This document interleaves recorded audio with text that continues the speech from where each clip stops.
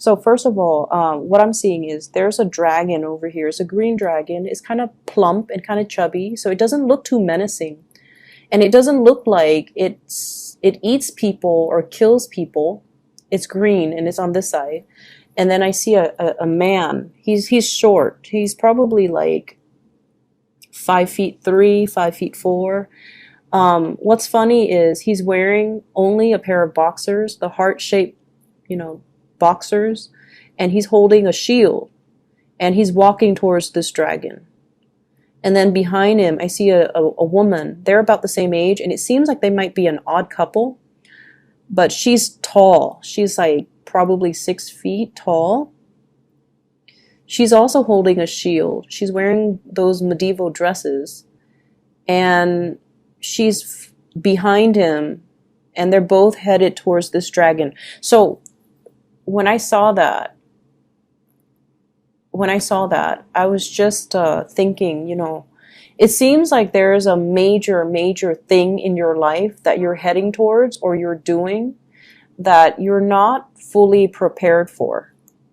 That's what I'm getting. Because the way I looked at this dragon, it looks plump, and you might assess the situation like, oh, it's harmless. It's not going to, hurl fireballs at me and roast me alive, because in your eyes, you're like, it's plump.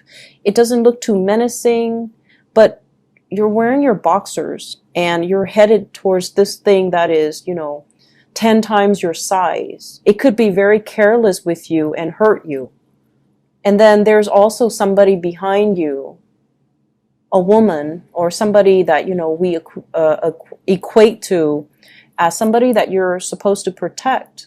And yet you're leading this person into this situation when it might or might not have a good outcome for the two of you. So I feel like it's important to, come to situations prepared.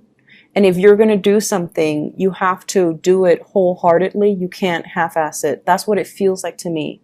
If you're going to, head towards a monster, even if it's friendly, but you don't know that it's friendly, but it's like 10 times your size, you need to have your battle gear on. You need to have your sword. You need to put on your armor. You need to have a strategy. You can't just tiptoe in and look it directly in the eyes when you're not, equipped properly, okay? So that is also the messages coming through with the cards. So first of all, I feel like there is a financial arrangement or a financial entanglement between you and another person. And I feel like with you and the other person, there's a great deal of trust, okay? So I'm not going to downplay that aspect, because I feel like you trust them, they trust you. There's a sense of mutual trust. And I feel like it was something that was rushed in very hastily. And thank God that, you can trust them and they can trust you. But I feel like it was like slapped together very, very quickly. And then I feel like it's gotten a little bit messy to kind of unravel yourself. And I feel like if you ever break up with this person, or if you ever stop being business partners with this person, it can be very, very, very messy. So that's the first thing I'm seeing. Something that was slapped together in a very hasty manner, and it was not well thought out. And I feel like you and the other person are figuring things out as you go. And it's almost like, you're doing things out of necessity, and you're like taking it one day at a time. But I don't see any long-term goals, and I don't see any long-term vision. And that really scares me, because I feel like, things are done so spontaneously that it's really hard for the two of you to have any type of a tangible goal, long-term goal moving forward, okay? So that's what I'm seeing here. I feel, though, many of you have it's like you have in your mind, okay, like you're envisioning like, I want to have a lot of financial security, and I want to be able to take care, have the money. I don't need to be a billionaire, but I need to have the money to take care of the people that I love. And I feel like there are a lot of stressors in your life right now. It could be bills, expenses piling up. It could also be like, I just feel like a lot of writing that you have to do, a lot of reading, a lot of writing, a lot of projects, a lot of expectations from people. So it seems like it's all around you. And you're taking care of one thing after another. And your free time, I feel, is very severely limited, by the way. You're taking care of problems as they creep up. And it's like you're whacking one thing, putting that down, and then another problem would creep up. So you're expected to be like at all places at the same time. And it's really not fair to you for other people to expect that of you. And I feel like all of the other people's expectations really detract you from, first of all, your own free time. And then you have to answer to all of their expectations. You have to be, the jack of all trades. And I feel like you're just constantly catering to other people and you're not really able to do anything for yourself. So if you have those long-term goals, I want to go to school, I want to get my degrees, I want to take this language course, I want to do more career development, I want to buy a property. All of those goals that you want as an individual, they get put on the back burner, and then other people's goals become your main objective. And so it's really important this week to say no to people, okay? Kind of like heading to see that dragon. Like, I'm not prepared. I can't do it right now.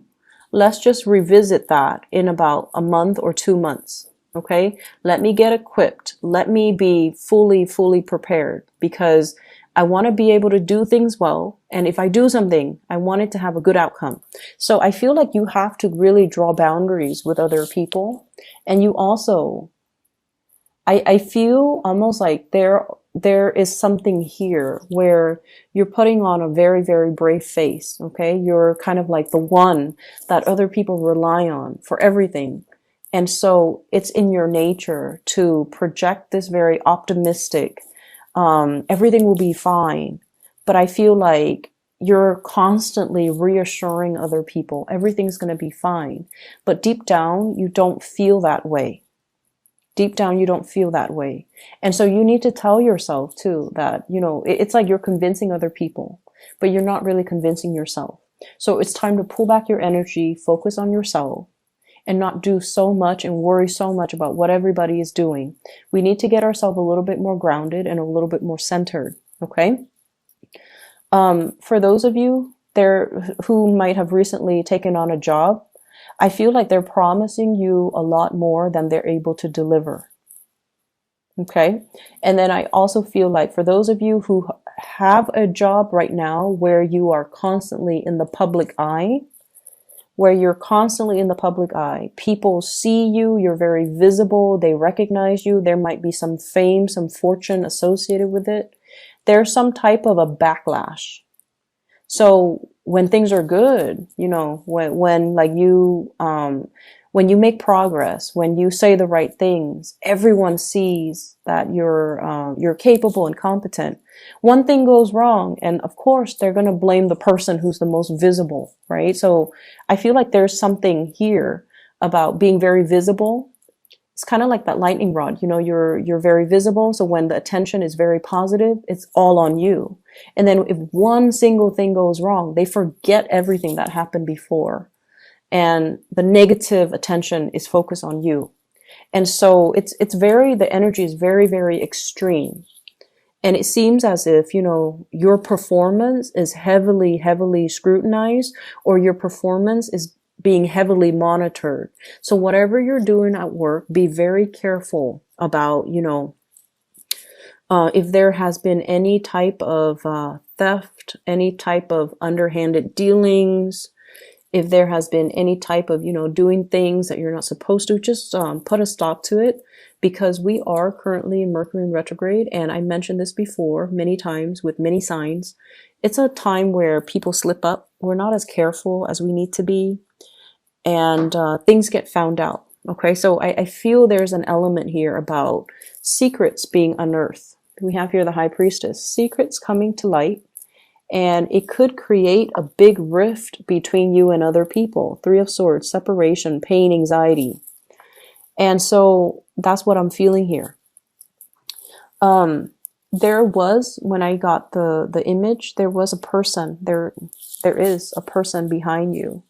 And I feel for many of you, you're with somebody that takes a lot of risks. They're very, very risky. So this can be mild, where, they're inspiring to be with, they're fun, and the two of you have, you go on many adventures together. Okay? Like, you travel together, you see a lot of cool things, you go to concerts, you try a lot of new things together. So it's that, the man, and then I see the woman, and I'm so sorry. The image was very heterosexual, but, for same-sex couples, it could be the same way, where you have somebody, if you're in a relationship, they're very fun. You kind of egg each other on. You experience life together. But from the extreme end, it's somebody that can, it's somebody that you could potentially make very bad decisions with, because the two of you egg each other on. Okay, so let's not let it go overboard. Okay, they definitely. I feel like there's a sense of trust. It's a really interesting mix, because I feel like it's very new, but then the trust develops very fast, which is good. And then I see financial entanglement, like I mentioned, with the other person. So I feel like you and another person are just improvising. You could be musicians, where you, for example, you're a musician, you play a musical instrument, they're a singer, or they might be another musician, and then the two of you just improvise and back and forth, and you create really great music, beautiful music together. One person could be a singer, the other person can play the instrument, and you improvise, and you can get a crowd, gather around you, because the two of you have great chemistry together. And so there's an element of being able to achieve fame from that. But I feel like it's a very risky venture. There's a big element of risk if you're not careful. But I definitely see like the ability to improvise with another person, the ability to kind of like telepathically connect with another person, where, they hit a high note just as you hit a high note. It's really beautiful. It's hard for us to find people that are, that can understand us on such a deep level. So I feel like the two of you have a lot of fun. But I would say that it's fun, but in terms of, longevity, it might not be entirely stable. Okay. If you have recently relocated and broken up with like a person from your past, you have relocated like you've moved far away for a job, and you had to break off a relationship. I feel something about it coming around again, or at least you're going to be able to talk things out, or at least get some closure, or at least the other person will check up on you, see how you're doing, and there can be a transformation in that situation. So like, you might not be lovers anymore, but you could be friends. Okay. So I feel like, and they might even, travel to see you, and things will pick back up again. So I don't see an end to a separation, but I feel like the two of you have the opportunities to come back together eventually. It is important though to let go of exes. You're moving on to a new phase in your life. And I feel like, focus on the present moment, focus on what you're trying to achieve and where you are right now. And like I said, we can't half-ass things. We need to come to situations prepared. And a lot of the times, Preparation means stop thinking about the past. Stop living in the past. Stop measuring your life with events, people, situations from the past. You need to ground yourself in the present so that you can be prepared for what the universe has in terms of opportunities for you, new love, new work opportunities, new things in general. So I feel like, preparation is not just about, for example, putting on your knee pads or, I don't know, like those, the gears, the helmet and the shin guards and things like that for a sporting event. It's not just about, having your sword and your shield and your armor ready, getting ready to fight. It's all about doing the simple things to simply be in the present moment so that you don't miss opportunities when they're calling to you. Okay. And then doing things half-ass as well. I feel like if there is a person from your past that you're thinking about heavily and you're like, okay, I'm over it. I'm going to get over this person. And you're still like, texting them, or you're still like trying to, reach out. You're not over it. Okay. So either convince yourself, I'm done, I'm over it, and just block their number, delete their, social media account, defriend them, whatever it takes. You have to kind of do it wholeheartedly. Okay. So I feel like there are mixed messages here. You're telling yourself one thing, but you're still hanging on to a situation.